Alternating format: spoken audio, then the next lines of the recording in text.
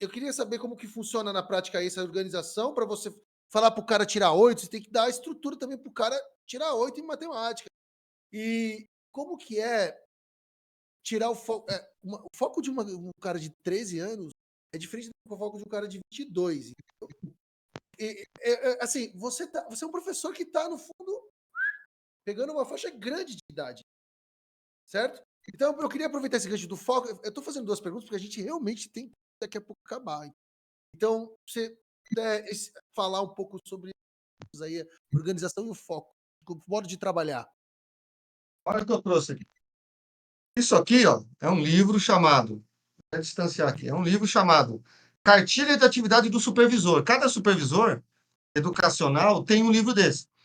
Então, eu contrato para cada cidade um supervisor para cuidar das escolas. Então, semanalmente, esse supervisor vai até as escolas lá e tem as atividades que têm que ser feitas.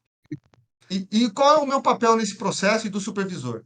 É mostrar para o aluno que, mesmo ele não tendo o suporte, mesmo ele não tendo as condições, e mesmo ele não tendo a situação a seu favor, as circunstâncias a seu favor, a gente começa a alimentar ele com as atividades, alimentar ele com foco, alimentar ele com autoestima. Esse aluno se transforma, Cadu. Então, o cara não tem biblioteca, o cara não tem nada, mas o cara estuda pra caramba. Sabe por quê? Ele pega o celularzinho dele, que na minha época não tinha isso. Agora ele tem, ele pega só o celular dele em casa, ele vai no YouTube e acha 500 mil documentários só da HBO. Um monte. Ele digita agora lá, ó, Máquina do Tempo e Física Quântica. Apareceu um monte de documentário, gente falando, filme, tudo de graça. Então a gente ensina pro cara onde ele procurar, como ele vai fazer isso. E ensina para ele o seguinte: se você não correr atrás, as coisas não vão cair do céu para você. Você não estuda numa escola particular onde tem tudo na sua mão, certo? Às vezes os melhores ensinos, as melhores apostilas, até aulas de reforço. Igual você falou uma coisa importante. Como que faz um aluno que tem dificuldade em matemática começar a tirar 8? Ele vai fazer igual eu fiz. Eu sou um exemplo disso. Quando eu entrei no curso de física, minha notas em física eram 6. Aí eu comecei para a biblioteca estudar, sentei, né, na minha bunda na cadeira e comecei a estudar. Que eu tinha de dificuldade em matemática, eu tirei o atraso dentro da faculdade. Então, o aluno tem condições de tirar o atraso dentro da escola. Só que ele vai ter que trabalhar mais do que os outros. É tudo questão de pagar o preço. Tá bom? Quando eu pergunto para o aluno, você quer? Eu vou mostrar para você a cena. Você quer realmente ir para a faculdade? Aí tem dois tipos de quer. Tem aquele assim, eu quero, tal. E tem aquele, eu quero. E bate a mão assim naquela mesa, até treme. Eu quero. Eu vou pagar tudo que tiver de preço, mas eu vou para a faculdade. Tá bom. Começa aí no contraturno agora para a escola começar a estudar matemática. Aí ele vai. A mãe apoia, o pai apoia, as notas do menino começam a melhorar. Sem sair da escola, sem colocar livros novos, sem infraestrutura, porque ele é. Olha o poder que tem a mente humana, filho. Ele quer, ele corre atrás, ele decidiu fazer tudo sozinho, sem nada. Entendeu? Ele sabe mais do que o outro na escola particular que tem tudo, mas não estuda. Então não adianta você ter tudo. Entendeu? Existe um negócio chamado. Qual a diferença entre sabedoria e conhecimento? O conhecimento é uma coisa que você adquire e você nunca mais perde ela. A sabedoria está no ato de fazer as coisas. Entendeu? Atitude, filho. Não adianta eu só estudar. Eu tenho que saber para que eu estou estudando. Oxe, eu quero chegar em algum lugar. Não há vento favorável para aquele que não sabe para onde vai. Não há. Você define onde você quer chegar, a gente planeja o que você tem que fazer na sua vida e o resto é com você. Eu não vou remar pelo aluno. O aluno, eu dou o barco e o remo. Ele vai ter que remar contra a correnteza e atravessar o rio inteiro. Ah, eu não consigo. Consegue. Consegue. Eu vou te ajudar.